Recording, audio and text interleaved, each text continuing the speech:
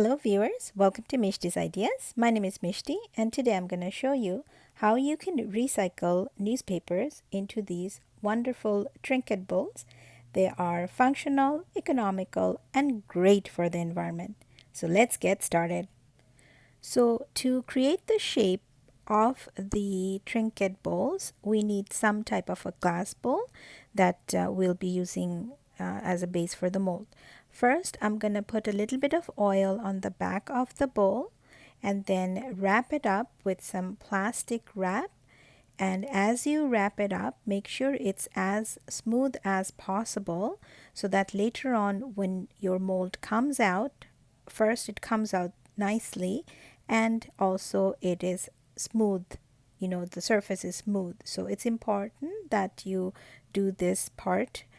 Next is to get the papers. This is where you'll use newspaper or any other type of papers for the paper mache techniques. We'll be cutting some strips of it. I would say the length would be the same length as the bowl, so it covers end to end nicely. And width would be, I would say, between 2 to 3 inches wide. Now that the strips are ready, I'm going to make the flour and water mixture, which is the glue for the paper mache. I'm kind of eyeballing the measurements here, but if I were to measure it, I would say I used about a quarter cup of flour and I used 3 to 4 tablespoons of water. As I needed more, I added a little bit extra flour and had the right consistency. So it won't be too thick or too runny, a little bit sticky, and that's perfect for the next step.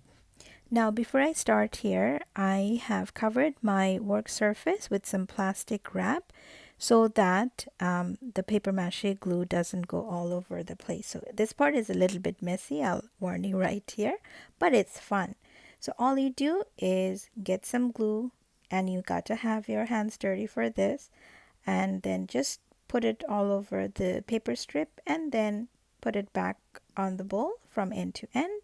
Cover the entire surface area so that there is no blank spot, and then put another 2 or 3 layers minimum of the same thing so that it holds its shape and it's strong enough. And this is the reason why you need a certain consistency for the water and flour mixture. If it's too thick or too runny, it will not dry properly. So the right consistency is very important. Once I cover the entire surface area with the papers, I will let it dry for minimum 24 hours, and then I will take the mold out as I'll show you.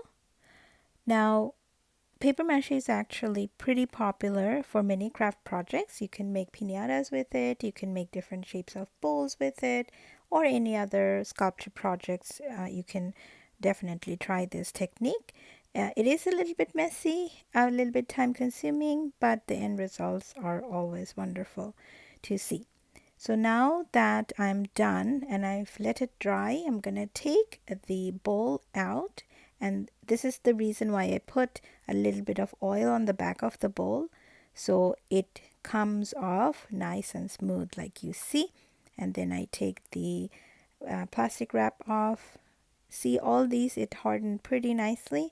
So all I'm going to do right now is just trim the sides, cut it to whichever shape I want.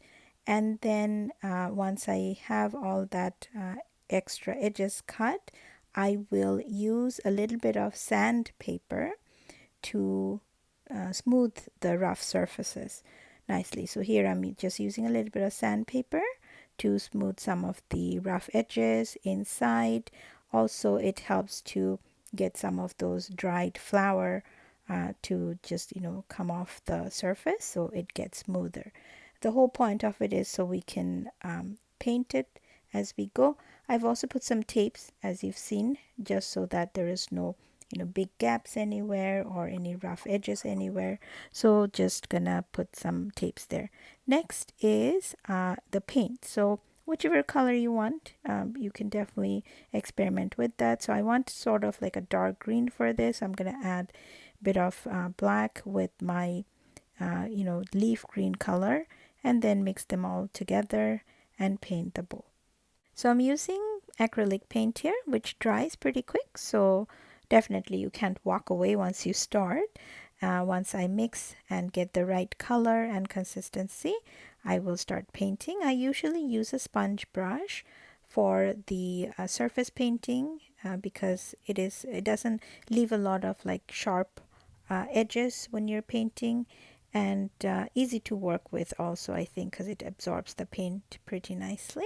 Now once I'm done painting the outside of the bowl, I will let it dry for about 30 minutes before I start painting the inside of it. And for inside, I'm planning to do a two-tone, so definitely doing a lighter shade by adding some white paint to my existing one. That will definitely look nicer once it's dried. And to dry it, I would say give it about an hour before you actually start using it. Now here you can see the inside of the bowl. It came out pretty smooth, and that's because we sanded all the imperfections, plus we used the plastic wrap, when we were creating the mold. So those are great techniques to use. And once you finish painting, you can use clear glue to seal it, which will definitely give it some glossy look. Here it is, our trinket bowl, and you can keep your jewelries, your keys or coins, or you can just give it as a gift to somebody you love. And the best part is they're completely environment and pocket friendly. Yay! Thank you for watching my video. To have more contents like this, please don't forget to like, share, and subscribe, and be ready to have a lot of fun.